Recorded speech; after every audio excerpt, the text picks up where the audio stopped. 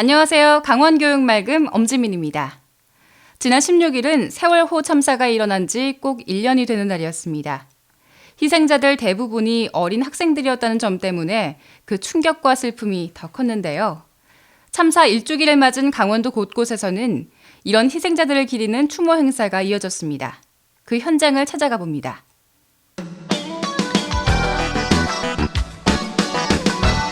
춘천 젊음의 거리 명동.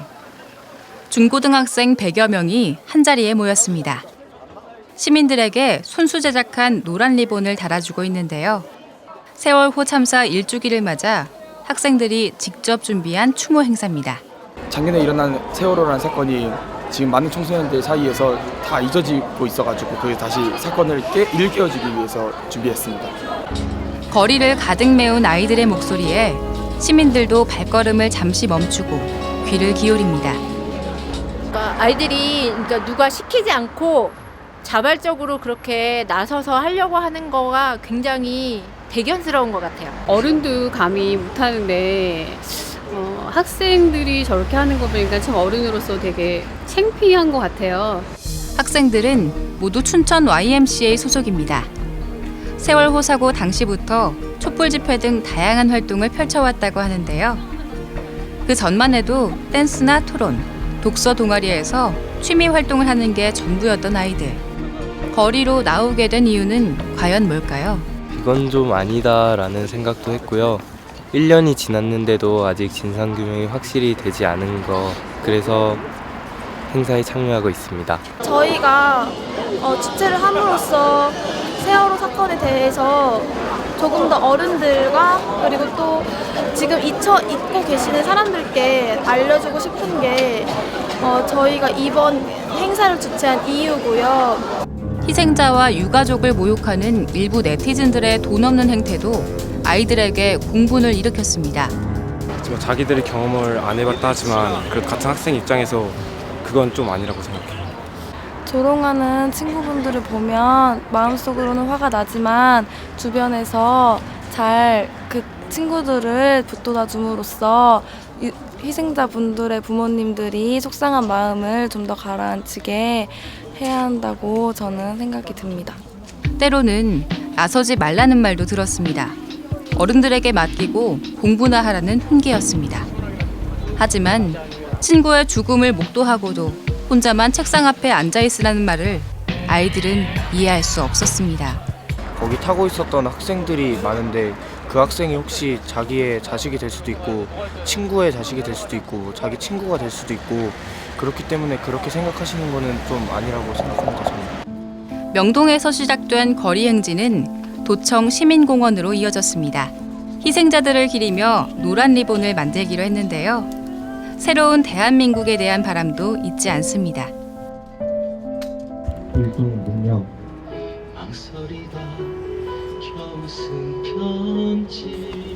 진짜 옛날 삼풍백화점도 그렇고 다 잊혀졌잖아요. 근데 이번 일만큼은 잊혀지지 않고 꼭 위에 분들이라도 알아주셨으면 좋겠어요. 저희 청소년들에게 좀 더 진실을 확실히 알려주셨으면 좋겠고 다음부터는 이런 일이 일어나지 않도록 안전 대비를 미리미리 확실히 해주셨으면 감사하겠습니다. 춘천 호반초등학교에서는 전교생을 대상으로 한 추모 교육 활동이 실시됐습니다. 어린 학생들도 고사리 손으로 노란 리본 접기에 동참했는데요. 희생자들에게 보내는 메시지도 적어봅니다. 세월을 기억하고 세월호에 죽은 언니 오빠들을 기억하기 위해서 만드는 거예요. 네, 세월호 1주년 기념해서 기억할 수 있도록 아이들과 함께 메시지도 쓰고요. 노란 리본도 접어보고 그리고 음악도 함께 불러보면서 기억하는 활동을 하고 있습니다. 세월호가 준 충격과 슬픔은 어린 아이들에게도 결코 적지 않았습니다. 가족을 잃은 슬픔과 절망, 다는 이해 못할 나이지만 위로와 격려를 보내고 싶은 마음만은 진심입니다. 제가 아마 그 배에 갇혀 있었다면은 좀 무서웠을 수도 있고 가족들이 슬퍼할 수도 있는 생각에 좀 슬펐어요. 추모 동영상을 관람한 교실에도 슬픔의 무게가 느껴집니다. 정말 이 유가족이 돈 때문에 이러는 걸까요? 희생자와 유가족이 겪고 있는 고통은 어린 아이들이 보기에도 이해할 수 없는 구석이 더 많습니다. 다시는 이런 사고가 안 났으면 좋겠고 그 선장까지 사람들도 반성했으면 좋겠어요. 갈등과 논란도 많았던 주제입니다. 하지만 타인의 슬픔에 공감하는 교육이야말로 우리 아이들에게 꼭 필요하다는 게 학교 측의 의견입니다. 4월 16일 이후 1년 동안 굉장히 많은 일이 있었음에도 불구하고 아직까지도 희생자의 넋이 기려지지 않고 많은 분들이 힘들고 슬퍼하는 이 과정 속에서 우리 아이들도 그 속에서 뭔가 삶 속에서 배울 수 있는 기회를 만들어 보고자 이 추모 활동을 계획하게 되었습니다. 강원도 교육청에서는 세월호 유가족과의 간담회가 열렸습니다. 그동안 유가족은 제대로 된 진상규명을 촉구하며 전국의 학교와 기관들을 방문해 왔는데요. 때로는 정치적이라는 이유로 불어 통보를 받는 일도 있었습니다. 하지만 우리 아이들을 책임지는 교육청에서만큼은 그들의 얘기에 귀 기울여야 한다는 취지에서 이번 간담회가 성사됐습니다.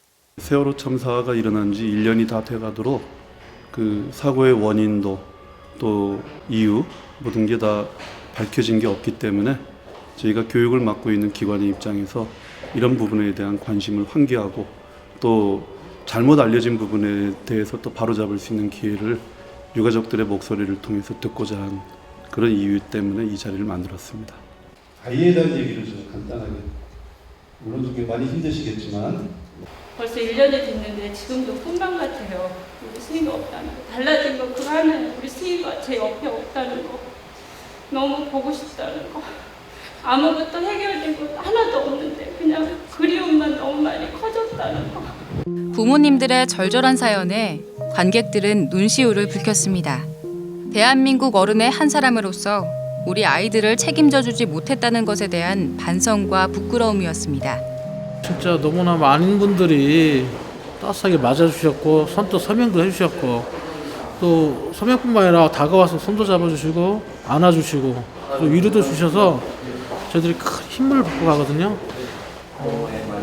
그 마음까지 변참 계속 간직해 주시고 저희들 참 있는 거 두렵습니다. 세월호 잊지 말아주시고 항상 저희들한테 함께 해준다는 메시지만 주시면 고맙다는 말씀 드리고 싶습니다. 유가족들은 마지막으로 한 번 더 호소했습니다. 우리 아이들이 편안하게 떠날 수 있도록 세월호의 진실을 꼭 밝히고 싶다고 말했습니다. 그것이 부모로서 해줄 수 있는 마지막 선물이라고 말입니다. 참사 1주기가 지났지만 아직 돌아오지 못한 희생자들이 많습니다. 하루빨리 남은 희생자들의 시신을 수습하고 세월호와 관련된 의혹 없는 진상규명으로 유가족들이 위로받을 수 있길 기대해봅니다. 다음은 강원교육 소식통입니다.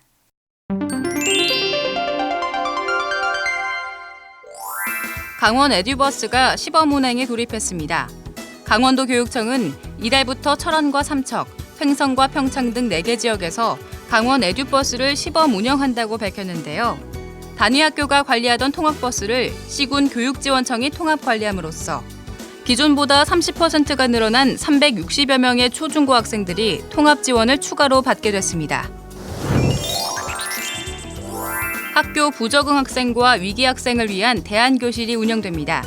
진로직업, 치유, 체험과 자기개발 등 다양한 교육 프로그램을 진행하는 대안교실은 위기 학생들의 학업 중단을 최소화하기 위한 것인데요. 신청 학교를 중심으로 35시를 지정해 이달부터 운영에 돌입할 계획입니다. 강원도 교육청이 독서 동아리 200여 팀을 지원할 계획이라고 밝혔습니다. 대상은 학생과 교사, 학부모 등으로 이뤄진 독서 동아리로 팀당 100만 원씩 지원됩니다. 2013년 전국 시도교육청 가운데 최초로 독서교육 전담부서를 설치한 도교육청은 해마다 독서 문화 확산을 위해 독서 동아리를 공모하고 지원해오고 있습니다. 기온이 껑충 뛰어올랐습니다. 한낮에는 살짝 땀이 날 정도로 푸근한 봄 날씨인데요. 그래도 아침 저녁으론 일교차가 크다고 하니까요. 감기 조심하셔야겠습니다. 저는 다음 이 시간에 더욱 알찬 소식으로 찾아뵙겠습니다. 시청해주신 여러분 고맙습니다.